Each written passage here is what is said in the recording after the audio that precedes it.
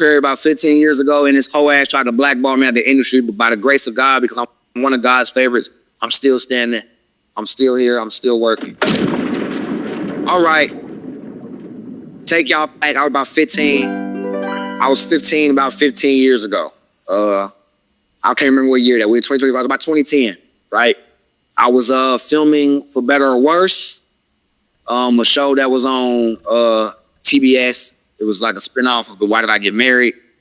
And my stupid ass little brother had the great idea of taking his mother's car on Mother's Day, and this nigga couldn't drive. So he got one of the other homies to drive the car for him, or nigga we thought was the homie, but this pussy ass nigga wasn't the homie because he never was hanging watch your back locks. He got a nigga to drive him to me. I had a driver's permit at the time, so I thought I could drive a little bit. And we thought we were smooth. The homie that was supposed to return the vehicle and my little bro back home disappeared on us. And the night got late. I had to be on set the next morning. And I had two choices. It was either rat him out and tell his mama, like, hey, he's here with your car. Come get the car and pick him up, take him home safely. Or use my little bit of driving skills that I had to try to get him home. And there wasn't no Uber around this time. So it was like I had to call it. I pre-called a cab to meet me where he lived at. And I pre-called a cab to meet me where he lived at. And I was going to drive the car to his house, get in the cab, get back to my hotel room before my mama realized I was gone. I had it all planned out in my head. It was a perfect fucking plan. It was like damn near fail-proof. Not really, because we failed, but I thought it was fail-proof. 15-year-old Bobby thought it was a fail-proof plan. So yeah. Mind you, it was one of them days in Atlanta where it's raining cats, dogs, humans, and frogs for no fucking reason. So it was raining hella hard. I wasn't hip to driving in wet road conditions. So this right here used to be an IHOP. I personally think that I put this IHOP out of business. I'll explain to you why in 2 seconds. Bad rainy day. We flying down Peachtree. Now, like I said, I'm trying to get this nigga home and get back to my hotel before my mama realize I'm gone. At a certain time of night, every night before I had to be on set, my mama we had a little joined hotel room, so where it just was a door in between us, but our rooms was like somewhat semi-connected. So at a certain time of night, I expected my mama to knock on the door to make sure I was laying it down for the night. I'm off the game, getting ready for my next day of work, right? So I'm trying to beat mama. She don't have a set time. She do it just whenever she feel like it. So I'm trying to beat the mental clock that my mama got, I guess, right? So we flying down Peachtree, man, Buckhead, leaving the Intercontinental. The Intercontinental is like a block or two up that way, right here on Peachtree. If you know the Intercontinental, you know the Intercontinental right next to the goddamn embassy. The Intercontinental in Buckhead, yeah. So we flying down Peachtree, man. I'm coming out. It's raining. Now, if you take a look at this road, it has a slight curve right here, but it's no curb here. So because there's no curb here, the water is able to kind of build up a little bit, and you can't really see the curb, right? We was in like a fucking Nissan Armada. So it's like a truck, little size on it, kind of a big truck. You know how I go. What's up, my boy? You all right? What's up? So, yeah, we sliding, coming down the street, bruh. I know for a fact, I'm trying to hurry up. I'm doing like 60 down this motherfucker. It's about 1 in the morning.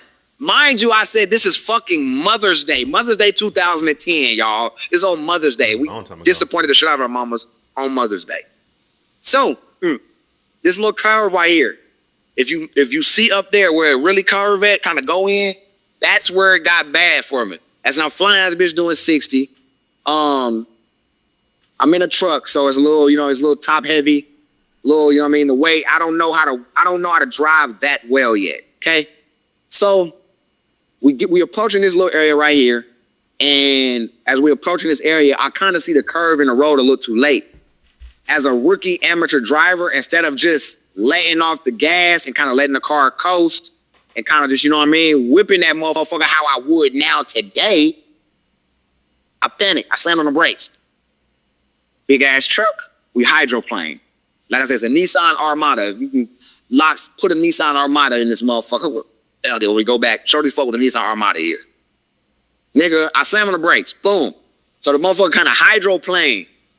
And when we hydroplane from about where this red truck is coming from, all the way to about here, to where we tail whip and hit this little pole right here. Now, you see how this pole had a lean on it? That is my fault. There was a point about 15 years ago where this pole stood straight up. It was okay. How the rest of how that pole over there stands straight up. And our two, that one, that wooden pole, that two, that wooden pole, that steel pole, this pole, all these poles stood straight up. This is a big crooked. Atlanta did a great job of designing this shit, right? How first Bobby J happened. Slanted pole. We gonna let this nice Caucasian man cross. How you doing, brother? You all right? All right now. So this pole got a curve because of me. We smacked this pole. Fuck it up. Hey, how you doing, sweetheart? We smacked this fucking pole, right? Knocked this bitch clear off the hinges. Like, when I say knock this bitch clear off the hinges, this motherfucker was in these bushes over here. After we smacked that last, mind you, I said we hydroplane, so the bottom of the car is up, and that bitch is just tail whipping. By the grace of God, there's only occupants in the driver and the passenger seat. So the whole the whole rear, like, back seat to the end of the car, fucked. That's what smacks everything. So we smacked this, boom. But we don't finish. At one point, come over here, I'm gonna show you something.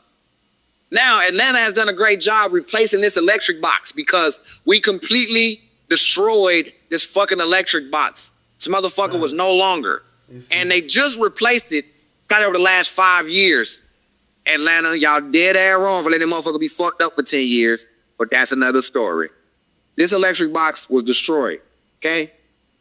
In us destroying that electric box, we knocked the power out of this here, what used to be an IHOP. Come here, I'm gonna show you. As you see, this is no longer an IHOP. But before Bobby J happened, to this intersection of Peachtree and Sardis Way, this motherfucker was an IHOP. Knocked the power out the motherfucker, right? Cool. This bank has always been a bank. Knocked the power out that motherfucker. Cool. I didn't stop there. It's a theater right here called the Buckhead Theater. I don't know if you can see it through all them trees and shit. Wait a minute, all the power went out? Knocked the power out that motherfucker. If you was in there on Mother's Day 2010 enjoying a nice movie, I apologize. My bad. He knocked the power out all those buildings? Knocked the power out that motherfucker. Now, here's where it gets fucked up at. Just a coincidence, it was some hungry ass APD niggas in the IHOP who I cut the lights out on. And them niggas came right outside after we smacked everything. It's so crazy, right? It used to be like, where you see this divider at, it used to be like a bush in the middle, like some type of bush or something, right? To where after we smacked all this shit, we calmly rolled into a bush. Why we couldn't roll into a bush at first and not destroy a bunch of shit, who knows? But that's how it happened. We rolled into a bush very calmly and slowly after we fuck up a bunch of shit. That's just how fate would have it, I guess. The bush was somewhere in here. Like, it was like and I think because of how we hit it and fucked it up, it made them redesign all this shit right here. Like, because this shit wasn't always like this. Like, 10 years, 15 years ago, it was something totally, it looked a little different. Yes, so we do that. Boom. APD, they're in here, eating, having a late night lunch, dinner, whatever the fuck you want to call it. They was some hungry niggas. I don't know they was there. I don't know. I don't got donuts. What the fuck was y'all doing there? Anyways. Donut pancakes. We crashed. Boom. So, first thing I think, get out the car, run. However, my phone in the midst of the crash got lost. So I'm scrambling looking for my phone. I check, little bro, you good? You all right? Like, yeah, I'm straight, I'm good. I'm like, all right, nigga, we gotta run. We gotta go. He's like, I bet. So I'm trying, like, damn, my phone. I can't find my phone. Looking for my phone. I get to the point where after like a couple seconds looking at my phone, I'm like, man, fuck that phone. I jump out the car. As soon as I jump out the car, APD swarms me. Slam me up against the car. I guess they probably thought I was probably some drunk driver. They didn't think a kid. I'm a small ass adult, so just imagine how small I was at 15, my nigga. They expected like some probably drunk, crazy, belligerent nigga to jump out the driver's seat, but it's my little bitty ass. But they slammed up against the car. Oh, what are you doing? Blah, blah, blah. Obviously, these YNs in Atlanta been ruthless. So them niggas was stealing cars back then. It just wasn't no social media to broadcast it on. So that's their second thought. Like, oh, he's one of these YNs that's just stealing cars. Cool. So they slammed up against the car, long story short, cuffed me up. Lil Buh, most solid shit this nigga ever did in life, voluntarily walks around the car. Because when they ask like, who you with? I'm like, I'm by myself. Because I'm like, shit, they don't see him. He's not here then. He probably took off running. That's how in my mind, like, she got on, he got gone. Fuck it. So I'm going down by myself. But, like I said, he did some solid shit. Oh, shit. He got out the car. He came around with his hand up like, no, I'm with him, blah, blah, blah. So they arrest him too. Now we get to the precinct. It's a precinct somewhere like down here to the right. It's literally right, very, very close to this very area. It's a precinct. They get us down there. I'm not going to say who Lil Bro is, but Lil Bro has a very successful father getting money on. So we get to the police station. The damn cop talking shit. So we talking shit back. You know what I mean? We kind of popping it a little bit. I am who I am. His dad is who his dad is. You feel me? And because of we talking shit, I'm not going to say exactly what was said, how we was popping it, but because we was talking shit, he decided to make an example out of niggas and send us to jail. When originally they were just going to write up their report, do the paperwork, they release us to our mamas. But because we ran our big ass mouths, they took us to goddamn Metro. You know about Atlanta. You know, if you're from Atlanta, you know Metro's juvenile detention center. Right. Out the way a little bit. Whatever. Cool. So because of that, when we got there, we were under the impression that we was going to work. I mean, it was going to court the morning we got there. However, it was an old-fashioned black woman who I'm very thankful for. Cause she kind of told me like, nigga, you're not special. You know what I mean? You don't get no special treatment. You get in trouble, you'll get treated like any other nigga that's in trouble. They was gonna kind of show us some love. Let's go to court that morning. When we got there, she's like, nah, I don't give a fuck who they are. Like, y'all gonna sit. Y'all going to court Wednesday. This is like Sunday, Mother's Day on a Sunday. Monday, Tuesday, we gotta sit, go to court Wednesday morning. So obviously I missed filming for Tyler Perry on Monday, missed filming on Tuesday, go to court Wednesday, don't get out till Wednesday afternoon. When I get out, first thing I do, I gotta go to Tyler Perry office and have a damn meeting. And the nigga looked me in my eye and was like, you fucking up. Was I fucking up? Kinda, not really. Cause it ain't like a nigga just went out here and stole a car. But yeah, so in the midst of that, we have a long ass talk, whatever the case may be. And after I finished the episode for that week, the nigga fires them.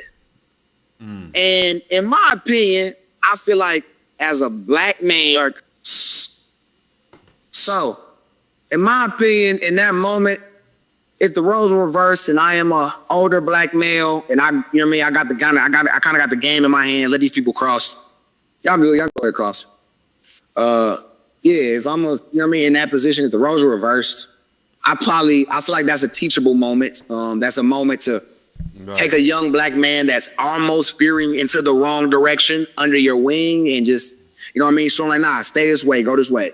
But instead, this whole ass nigga chose to fire me. And I do feel like that was some whole ass shit because not only did you fire me, you attempted to blackball me. But like I said, I'm one of God's favorites. So although after a small period of time where I wasn't working as much as possible, as much as I was used to, God still, you know what I mean, gave back everything that he put a halt to for that time being. But yeah, I do just feel like Mr. Perry, you know what I mean, TP, you could have goddamn handled the situation a little better. Did I cost you money? I'm sure of it. Was it a situation that you couldn't recover from? Fuck no, because you recovered from it. You filmed another season, you've done a million more things since. I just feel like that was an opportunity to kind of take a young nigga under your wing and show him, you know what I mean? Like, nah, you got to be over here. Like, it ain't like I was out here just doing or into the wrong shit. Now, I will say that time in my life and getting into trouble and having the success and the shit slow up forced me to get into bad shit because to me, what came natural was jumping in the streets. Like, that's just what came natural to me at that time. You feel me? So that's what I did. You feel me? Like, what's up, my nigga?